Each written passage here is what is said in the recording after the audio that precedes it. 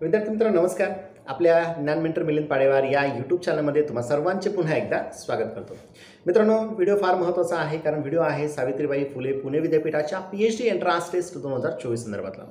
हो मित्रांनो, पुणे विद्यापीठाने 31 डिसेंबर 2024 रोजी एक परिपत्रक जाहीर केलं आणि त्या परिपत्रकानुसार तुमचे इंटरव्ह्यू किंवा शेड्यूल जे आहे ॲडमिशन प्रोसेसचं ते त्यांनी दिलेलं आहे. मित्रांनो, ही सगळी प्रोसेस बघत असताना ज्या हायलाइटेड डेट होत्या आणि हायलाइटेड स्टेप होत्या त्याच्यावर आपण एकदा नजर मारूयात. तर बघा, ऑनलाईन ॲप्लिकेशन तुम्ही 10 जुलै 2024 पासून भरायला सुरुवात केली होती. त्याच्यानंतर 31 ऑगस्ट 2024 रोजी तुमची PhD एंट्रन्स टेस्ट म्हणजे पेट परीक्षा कंडक्ट केली. ह्या परीक्षेचा निकाल लागला 12 सप्टेंबर 2024 रोजी. त्याच्यानंतर ऑक्टोबर, नोव्हेंबर आणि डिसेंबर या 3 महिन्यामध्ये काहीही झालं नाही. विद्यार्थ्यांच्या मनामध्ये संभ्रम निर्माण झाले किंवा प्रश्न निर्माण झाले की 3 महिने होऊन देखील पुणे विद्यापीठाची ॲडमिशन प्रोसेस झालीच नाही किंवा काय प्रॉब्लेम आहे हे विद्यार्थ्यांना कळत नव्हतं. फायनली विद्यापीठाने 31 डिसेंबर 2024 रोजी एक परिपत्रक जाहीर केलं आणि त्या परिपत्रकामध्ये त्यांनी ॲडमिशन प्रोसेस संदर्भात गाईडलाईन्स दिलेल्या आहेत किंवा इंटरव्ह्यूच्या संदर्भात त्यांनी इन्स्ट्रक्शन दिलेले आहेत. मित्रांनो, इंटरव्ह्यू प्रोसेस कशी होणार आहे, काय काय तुम्हाला डॉक्युमेंट सोबत न्यायचे आहे, PPT द्यायची आहे का, इंटरव्ह्यू कसा होणार, किती मार्कांचा होणार, त्याच्यानंतर कमिटी कशी असणार आहे, कोण कोण कमिटीत असणार आहे, या सगळ्या विषयामध्ये या सगळ्या टॉपिकवर आज आपण चर्चा करणार आहोत. तर बघा, इन्स्ट्रक्शनमध्ये त्यांनी सांगितलेलं आहे की इंटरव्ह्यूचे शेड्यूल जे आहे ते 1 जानेवारी 2025 ते 31 जानेवारी 2025च्या दरम्यान ऑनलाईन म्हणजे कंडक्ट केले जाणार आहे. ओके, आता याच्यामध्ये एक ऑप्शन विद्यापीठाने मागे सुरू केलं होतं ज्याच्यामध्ये रिसर्च सेंटर चूज करायचं होतं. म्हणजे PhDची वॅकन्सी जिथं आहे ती चेक करून तुम्हाला रिसर्च सेंटर चूज करायचं ऑप्शन त्यांनी दिलं होतं. मग ते ऑनलाईन पद्धतीने तुम्ही ते सिलेक्ट केलं. आता सिलेक्ट केल्यानंतर तुम्ही ज्या ज्या रिसर्च सेंटरला तुमचं चॉईस दिलेलं आहे त्यांच्याकडे एक लिस्ट तयार झाली. मग आता BOD लॉग इनमधून ते रिसर्च सेंटर काय करणार आहे, ती लिस्ट डाउनलोड करणार आहे आणि डाउनलोड केल्यानंतर ज्या ज्या विद्यार्थ्यांनी त्या रिसर्च सेंटर चूज केलं आहे त्या विद्यार्थ्यांना ते काय करणार, ईमेल करणार आहेत. ओके, ईमेल केल्यानंतर तुम्हाला इंटरव्ह्यू फेस करायचा आहे. आता इंटरव्ह्यू फेस करत असताना कुठली कमिटी असणार आहे, त्याच्यामध्ये ती कशी असणार आहे ते आपण आता थोडक्यात बघूया. तर बघा, जर तुम्ही युनिव्हर्सिटीचं डिपार्टमेंट एखादा चूज केला असेल PhDसाठी तर त्या कमिटीमध्ये त्या डिपार्टमेंटचे हेड असणार आहेत, ही एक व्यक्ती. त्याच्यानंतर 2 सब्जेक्ट एक्सपर्ट, एक त्या डिपार्टमेंटचा आणि एक अदर. त्याच्यानंतर VC नॉमिनी म्हणजे व्हाईस चान्सलर नॉमिनी असणार आहे. एक आहे जनरल आणि दुसरा आहे रिझर्वेशन प्रतिनिधी. आता हे प्रतिनिधी का असावेत, तर इंटरव्ह्यू घेत असताना एखाद्या कॅटेगरीचा विद्यार्थी असेल तर त्याच्यावर अन्याय तर झाला नाही ना. रिझर्वेशन जे आहे, समांतर आरक्षण जे आहे, हे सगळं तिथं फॉलो होत आहे ना. तर हे सगळं बघण्यासाठी एक म्हणजे 2 प्रतिनिधी असतात, एक जनरलचा आणि एक रिझर्वेशन कॅटेगरीचा. म्हणजे टोटल 5 लोकांची कमिटी असते. मग त्या 5 लोकांच्या कमिटीसमोर तुम्हाला प्रेझेंटेशन द्यायचं असतं किंवा इंटरव्ह्यू जे काही ठेवलं आहे त्या पद्धतीने तुम्हाला ते द्यायचं असतं. त्याच्यानंतर जर तुम्ही रिसर्च सेंटर चूज केलं असेल, म्हणजे रिसर्च सेंटरला तुम्हाला PhD करायची असेल, कॉलेजला PhD करायची असेल तर त्या ठिकाणी सुद्धा एक कमिटी असते. ती कशी असते, तर बघा, त्याच्यामध्ये त्या कॉलेजचे किंवा त्या रिसर्च सेंटरचे प्रिन्सिपल किंवा डायरेक्टर असतात. ओके, त्याच्यानंतर 2 त्या ठिकाणी सब्जेक्ट एक्सपर्ट, एक त्या डिपार्टमेंटचा म्हणजे त्या कॉलेजचा त्या फॅकल्टीचा आणि दुसरा आउटसोर्सचा असतो. ओके, आणि इथे सुद्धा 2 VC नॉमिनी म्हणजे व्हाईस चान्सलर नॉमिनी असतात. एक असतो जनरल याचा आणि दुसरा आहे म्हणजे रिझर्वेशन कॅटेगरीचा.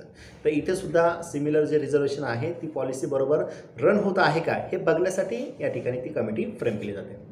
आता बघा, तुम्हाला जे काही मार्क्स आहेत ते मार्कांचं कॅल्क्युलेशन कसं आहे तेही आपण थोडक्यात बघण्याचा प्रयत्न करूया.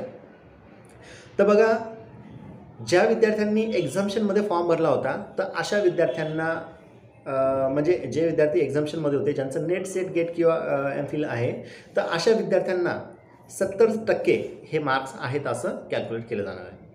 त्याच्यानंतर जे विद्यार्थी पेट परीक्षा पास झालेले आहेत, मग पेट परीक्षेमध्ये जो काही स्कोर झालेला असेल तो कन्वर्ट केला जाणार आहे 70 मार्कांमध्ये आणि उरलेले जे 30 मार्क आहेत ते तुमच्या इंटरव्ह्यूला असणार आहे. सिमिलर एक्झाम्शनमध्ये तसंच आहे की नेट सेटचं सर्टिफिकेट तुमच्याकडे आहे तर तुम्हाला त्या ठिकाणी किती 70 मार्क गृहीत धरणार आणि बाकीचे इंटरव्ह्यूमध्ये तुम्हाला दिले जाणार आहे 30 मार्क. ओके, आता बघा, इंटरव्ह्यूच्या आधी तुम्ही ज्या रिसर्च सेंटरवर किंवा डिपार्टमेंटमध्ये जाणार आहात त्या ठिकाणी गेल्यानंतर तुम्हाला एक ॲप्लिकेशन फॉर्म दिला जाईल. त्या ॲप्लिकेशन फॉर्मवर तुमच्या सर्व डिटेल्स तुम्हाला त्या ठिकाणी भरायच्या आहेत. त्या डिटेल्स भरत असताना तुम्हाला एखादे जे गाईड आहेत त्या सेंटरचे तर तुम्हाला प्रेफरन्स द्यायचा आहे की ह्या गाईडकडे तुम्ही इच्छुक आहात PhD करण्यासाठी. त्याच्यानंतर एरिया ऑफ युअर रिसर्च किंवा इंटरेस्टेड एरिया जो आहे तो टॉपिक तुम्हाला जर म्हणजे माहिती असेल किंवा तुम्ही त्याची तयारी केली असेल तर तो टॉपिक जो आहे तो तुम्हाला त्या ठिकाणी मेन्शन करायचा आहे. त्याच्यानंतर जे काही तुमचे डॉक्युमेंट्स आहेत, आता डॉक्युमेंट्स कुठले आहेत तेही मी तुम्हाला सांगतो. तर हे सगळे डॉक्युमेंट्स तुम्हाला त्या ठिकाणी त्यांना दाखवायचे आहेत. मग ते डॉक्युमेंट व्हेरिफिकेशन करतील आणि पुढच्या स्टेपला तुम्हाला घेऊन जातील. आता डॉक्युमेंट काय आहेत तर हे आपण थोडक्यात नोट डाऊन करून घ्या तुम्ही. तर 10वी 12वी फर्स्ट इयर, सेकंड इयर आणि ग्रॅज्युएशन यांचे सगळ्यांचे मार्कशीट तुम्हाला लागणार आहे. 10वी आणि 12वीचं पासिंग सर्टिफिकेट असतं बघा एक सोबत, तर तेही तुम्ही स्वतःजवळ ठेवलं पाहिजे. त्याच्यानंतर ग्रॅज्युएशन आणि पोस्ट ग्रॅज्युएशनचं मार्कशीट आणि कन्व्होकेशन डिग्री. आता काही वेळा तुम्हाला ते मागतील, काही वेळा मागणार नाही, पण आपल्याकडे असणं आवश्यक आहे. जे जे आपल्याकडे आहे त्या सगळ्या गोष्टी तुम्ही सोबत ठेवा. त्याच्यानंतर आधार कार्ड आहे, पॅन कार्ड आहे. त्याच्यानंतर जर कास्टमधून तुम्ही येत असाल तर तुमच्याकडे कास्ट सर्टिफिकेट असणं आवश्यक आहे. जर तुम्हाला नॉन क्रिमिनल ॲप्लिकेबल असेल तर ते नॉन क्रिमिनल सर्टिफिकेट देखील असणं आवश्यक आहे. EWS असेल किंवा EWS सर्टिफिकेट जे आहे ते तुमच्याकडे असणं आवश्यक आहे. त्याच पद्धतीने पासपोर्ट साईजचे 2-3 फोटो पण तुम्ही सोबत ठेवले पाहिजे. तर हे सगळे डॉक्युमेंट तुम्हाला सोबत न्यायचे आहे. म्हणजे ओरिजिनल ज्या कॉपी आहेत त्यासुद्धा तुम्हाला सोबत न्यायच्या आहे आणि त्याचे 2-3 सेटसुद्धा तुम्हाला सोबत राहू दिले पाहिजे. अचानक जर त्यांनी मागितले तर आजूबाजूला झेरॉक्स दुकान कुठे हे कदाचित तुम्हाला माहिती नसेल. त्याच्यामुळे 2-3 सेट आपल्याकडे ते असणं आवश्यक आहे. ओके, त्याच्यानंतर आता बघा, इंटरव्ह्यूसाठी जे 30 मार्क त्यांनी दिलेले आहेत तर ते 30 मार्कांचं डिस्ट्रीब्युशन त्यांनी कसं दिलेलं आहे तर डोमेन नॉलेज म्हणजे तुम्हाला नॉलेज किती आहे त्या रिसर्च संबंधात तर याच्यासाठी तुम्हाला 10 मार्क दिलेले आहेत. त्याच्यानंतर रिसर्च ॲप्टिट्यूड याच्यासाठी तुम्हाला 15 मार्क आहे. म्हणजे संशोधन करण्याची काय क्षमता तुमच्यामध्ये आहे तर हे बघण्यासाठी 15 मार्क दिलेले आहे. आणि इंटरव्ह्यूचा परफॉर्मन्स, ओव्हरऑल तुमचं परफॉर्मन्स काय आहे तर या परफॉर्मन्ससाठी 5 मार्क तुम्हाला दिलेले आहे. तर मित्रांनो, अशा पद्धतीने तुम्हाला हे सगळं 30 मार्काचं कॅल्क्युलेशन असणार आहे.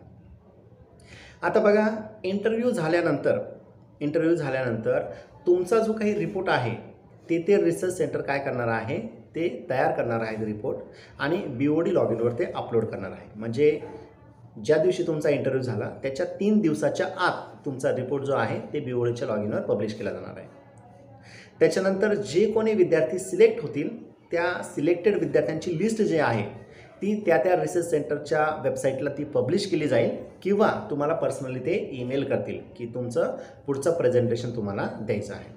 तर मित्रांनो, ह्या अशा पद्धतीने तुम्हाला इंटरव्ह्यू फेस करायचा आहे. जनरल जे रिसर्च मेथोडॉलॉजीचे क्वेश्चन आहे त्याची तुम्ही तयारी करा. सेल्फ इंट्रोडक्शनची व्यवस्थित तयारी करा आणि कुठल्या टॉपिकवर तुम्हाला काम करायचं आहे त्याचीही माहिती तुम्ही सोबत ठेवा. ओके, आता काही ठिकाणी तुम्हाला प्रपोजल मागतील, रिसर्च प्रपोजल, तर तेही तयार करण्याचा प्रयत्न करा आणि PPTसुद्धा सोबत ठेवली पाहिजे. तर मित्रांनो, अशा पद्धतीने इंटरव्ह्यूची जी प्रोसेस आहे ती 1 जानेवारी 2025 ते 31 जानेवारी 2025च्या दरम्यान होणार आहे. त्याच्यामुळे या गोष्टीची काळजी घेऊन तुम्हाला त्या ठिकाणी प्रेझेंट व्हायचं आहे. तर मित्रांनो, व्हिडिओ आवडल्यास नक्की लाईक, शेअर आणि चॅनल सबस्क्राईब करायला विसरू नका. धन्यवाद.